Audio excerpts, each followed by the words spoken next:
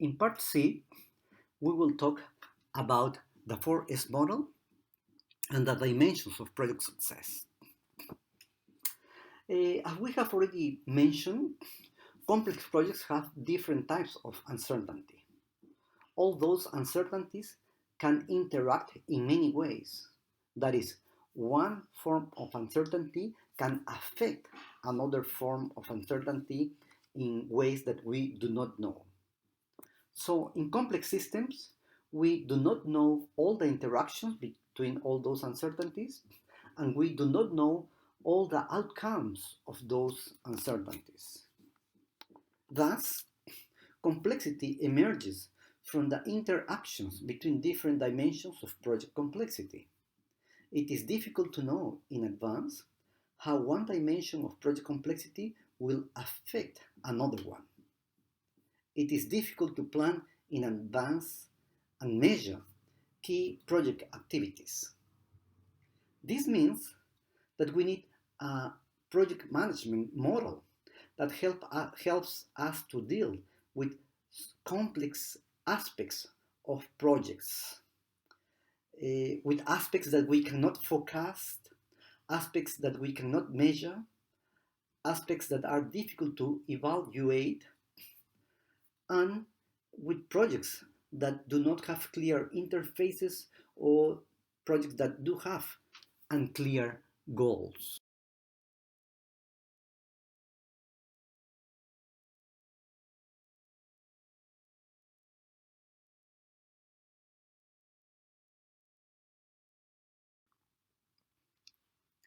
The 4S model helps us to cope, to know how to cope with different dimensions of project complexity.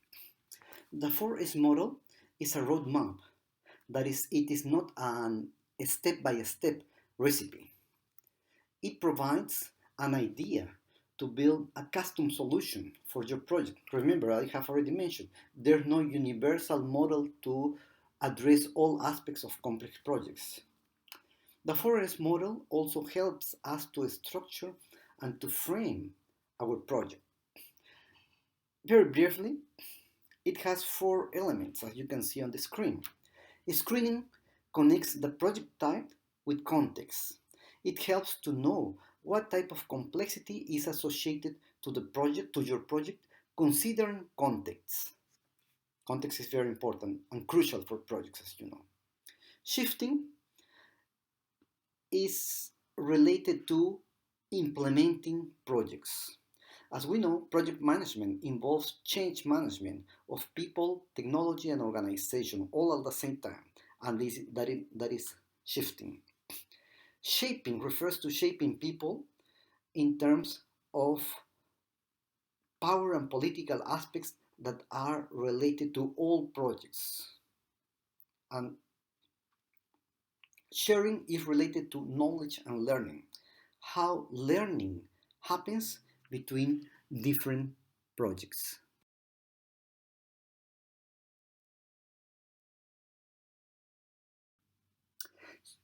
Screening helps to recognize the type of complexity embedded in your project. Is your project structurally complex, or is your project temporally complex? Or is your project a combination of directional complexity and structural complexity? Screening will help us to have answers about this issue.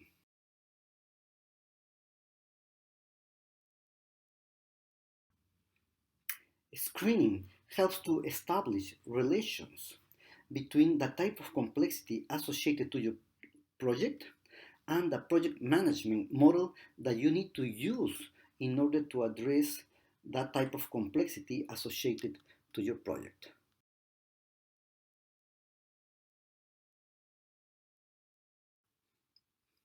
Screening also helps to define the scope of your project. This means defining what you expect to deliver to your customers in terms of outputs, milestones, inclusions, and exclusions. The key is that in complex projects, scope is variable. That is, you must be able to negotiate with key stakeholders those outputs, milestones, and exclusions. Screening also helps to define the interfaces of the project. That is, we need to define which are the most important interfaces that you need to manage in your project.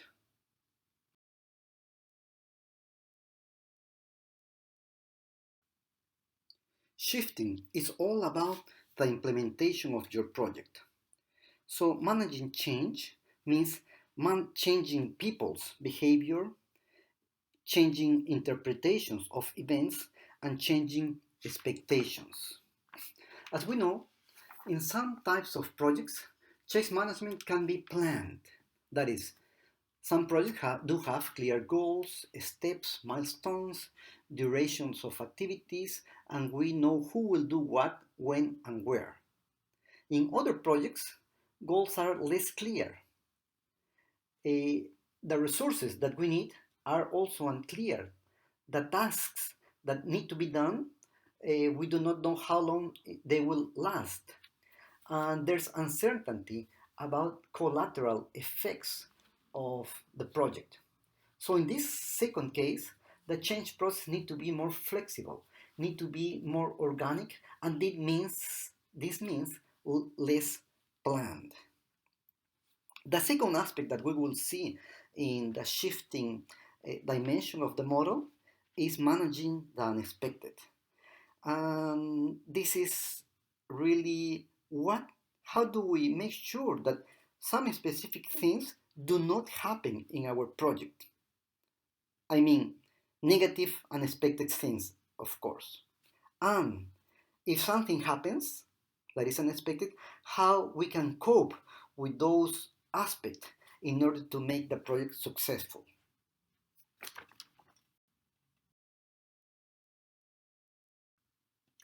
Shaping is about power and politics.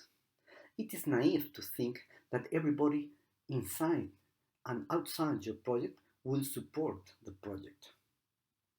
Power and politics dimension is important when there are conflicting goals, when there is little agreement among stakeholders about how to do things.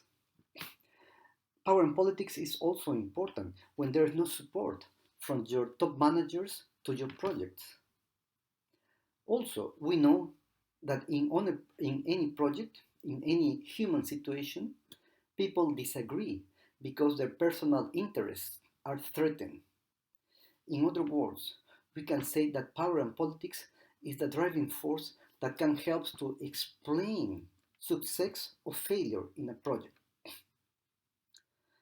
The key point here that we will see in this course is that the logic of power and politics is totally unrelated to the logic of project management. However, we need to deal with power and politics issues because power and politics issues happens in all projects.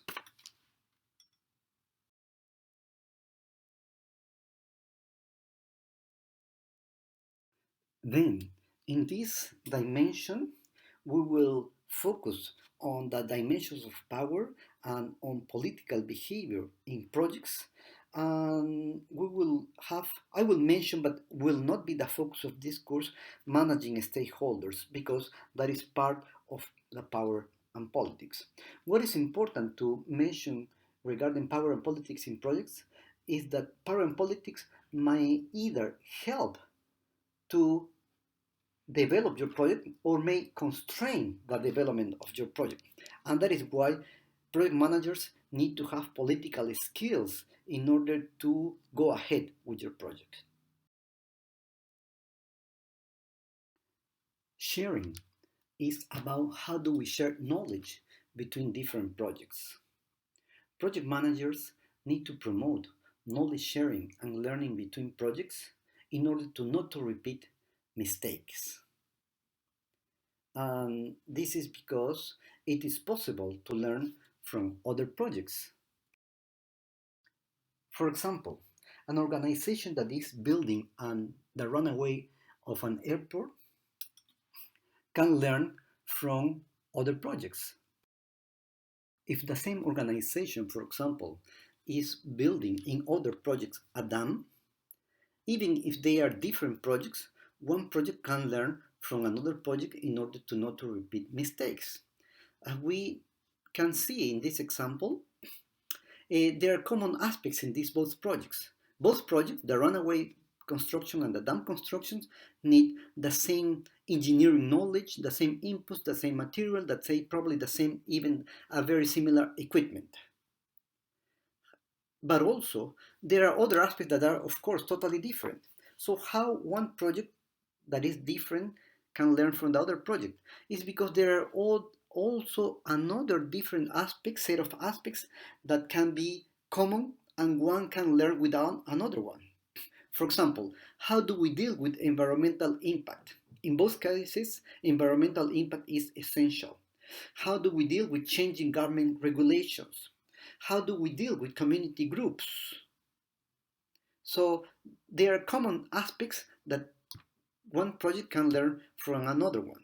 And in this course, we will show to you some conceptual tools in order to make this possible. In this unit, I will show to you what are the main knowledge management strategies and especially how do we share knowledge in complex projects. How do we use the 4S model? What I need to tell you is that the 4S model is not a linear sequential model. The 4S model needs to be adapted to the particular context. The 4S model assumes that the organization have the right organizational structures, the correct leadership types, and that have adequate teamwork.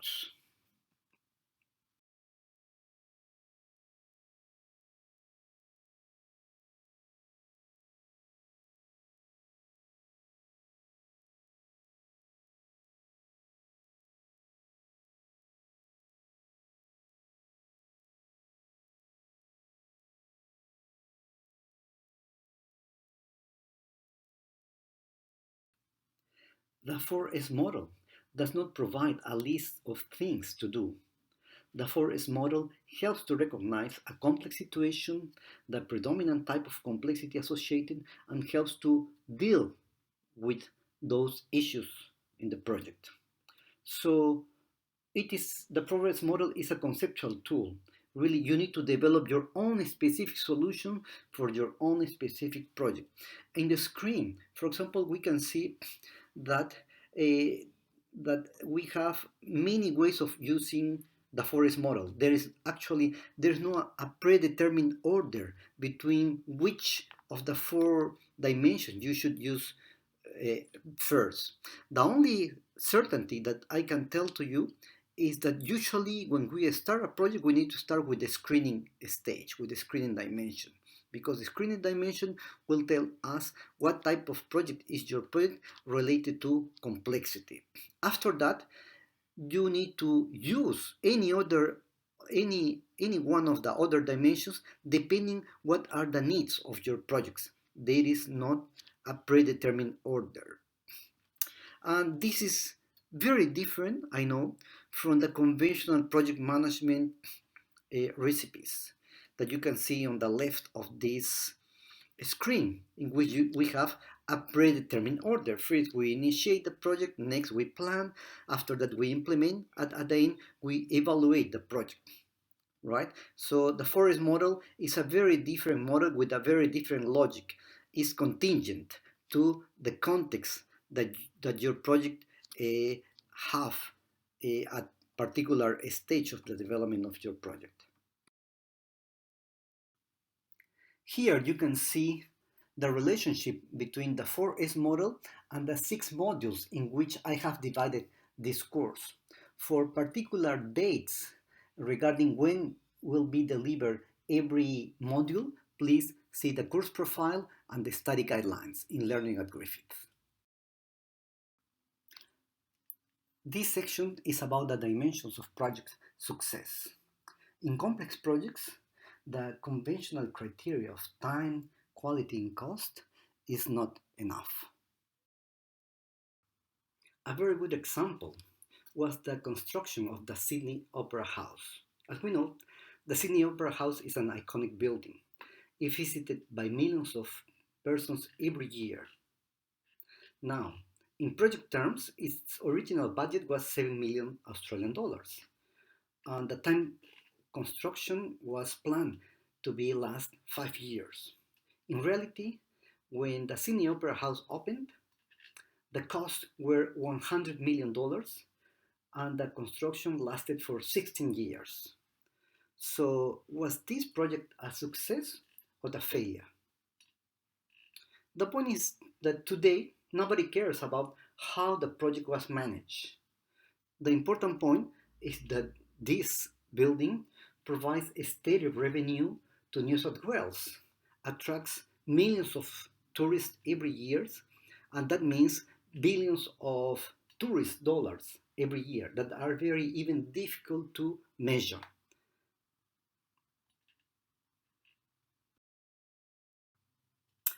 Then it is necessary to link project performance to product performance. It is necessary to connect the contribution of the project to the overall performance of the organization, of the parent organization. Time and cost are only a small part of the picture. Time and cost only show the efficiency of planning, monitoring the project, but do not show the whole picture.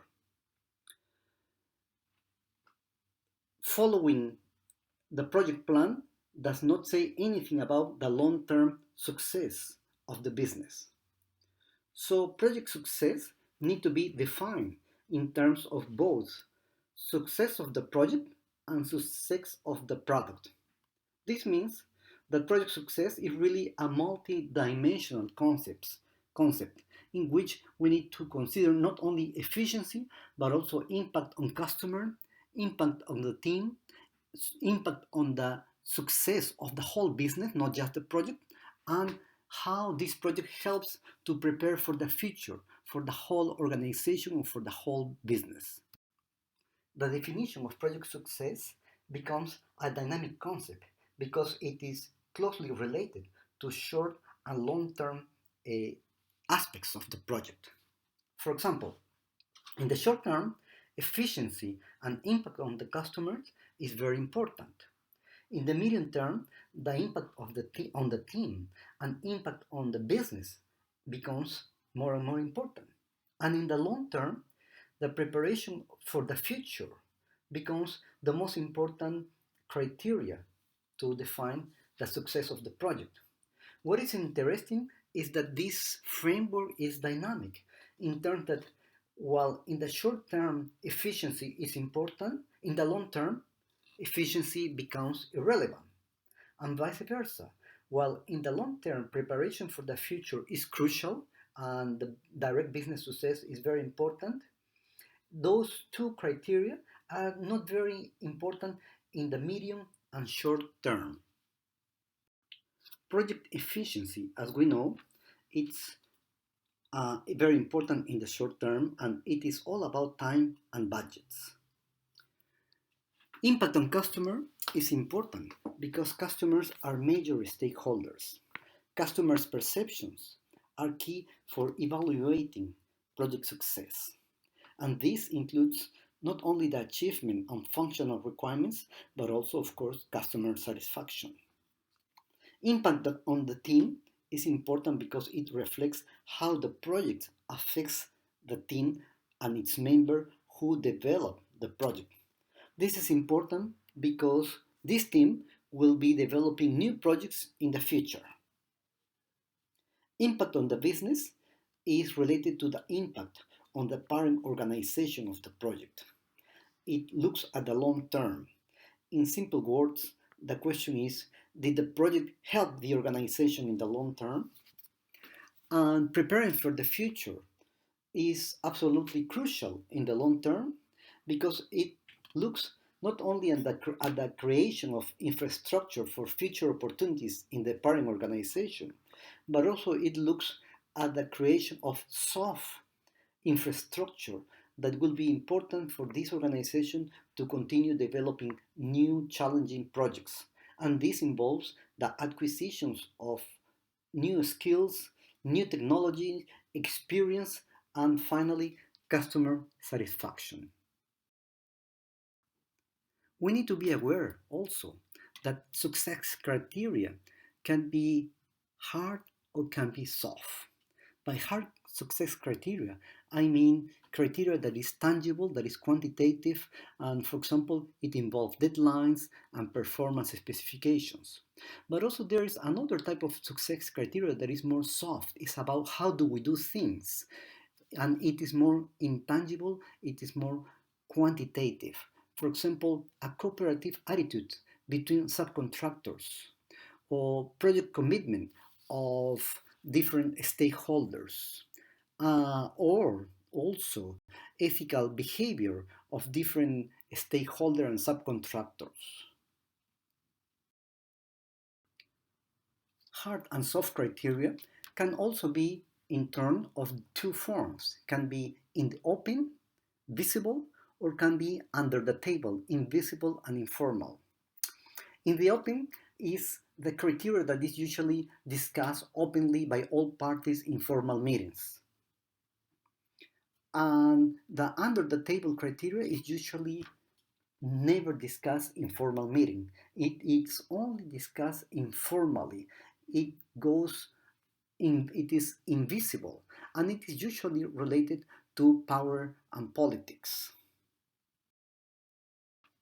Another less obvious success criteria are aspects that may emerge, aspects that at the beginning of the process did not exist, but suddenly unexpected event can uh, pop up and can create different constraints for the project, but also different opportunities for the project. A very good example of an emerging criteria is the case of universities when to cope with a COVID-19 crisis. Before COVID-19, of course, we have face-to-face lectures and online lectures. But with COVID-19, universities had to move all the face-to-face lectures or workshops to online. So this was an unexpected event that created constraints but also created opportunities. And the success criteria in this case moved from the conventional success criteria from student satisfaction and learning and teaching to how well and how fast we can move face-to-face lectures to online lectures. And this created, of course, opportunity for the future because these new skills that universities have developed very quickly to deliver all their content or basically all their content online can be used in the future for the organizations. The Concorde case is a great example of how different success criteria can be applied into a project. In this case, we can observe hard and soft criteria in the open criteria and emerging criteria. In 1962, France and UK signed an agreement for the joint development and manufacture of a supersonic commercial aircraft. The outcome was the following. It was a technical success as a product, but it was a commercial failure. The project cost 7 times the original budget, and the time was 7 years behind schedule. Was this a success or a failure? If we use conventional project management approach, looking at time, cost, and quality, probably anyone may say that the project was a failure.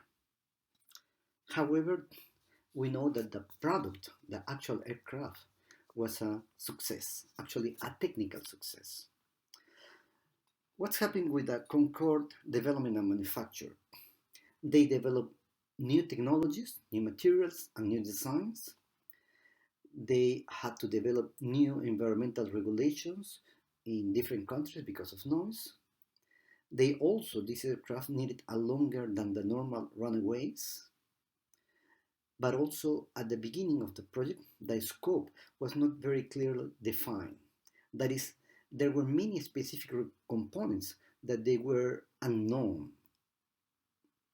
Finally, of course, there was not a clear sequence of activities of what to do and when, because it was a new product that it has never done before.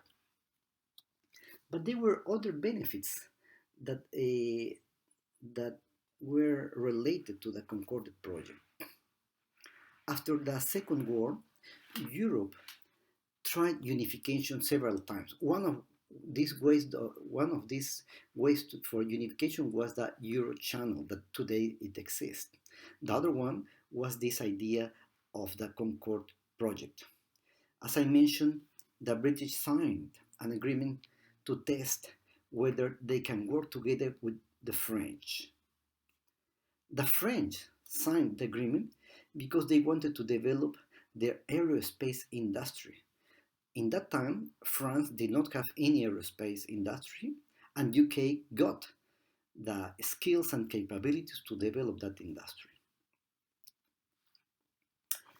In the short term, the goals were also, of course, were to transport passengers from one place to another one, as any other aircraft, right?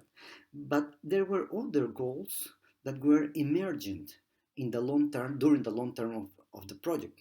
And this was the political integration of France and the UK. So this was an undercover success criteria that the parliament in the UK wanted to try. On the other hand, the French government wanted to develop a high-tech industry. And today they do have one. They do have Airbus. That is an European consortium, of course. But also there was another emerging criteria that emerged in late 60s and early 70s. In that time, there was in the UK a deep economic depression. The governments need to create jobs. And the Concorde project provided a great opportunity to create highly skilled, well paid thousands of jobs in the UK. So that is why during different governments, the UK Parliament supported the Concorde project, even that it was a commercial failure. Today, historians they say that it can be considered a success as one way to not only to achieve economic and political integration with Europe in that time, but also to cope with economic depression and high unemployment levels in the UK. If you have any doubt, any inquiry regarding any of these concepts, please feel free to talk to me and to discuss with me during the face-to-face workshops or during the Q&A collaborate sessions. Now, everybody needs to read the bridge building case that we will discuss during the face-to-face workshops. And online students need to read the bridge building case and attempt to answer the questions from the bridge building case.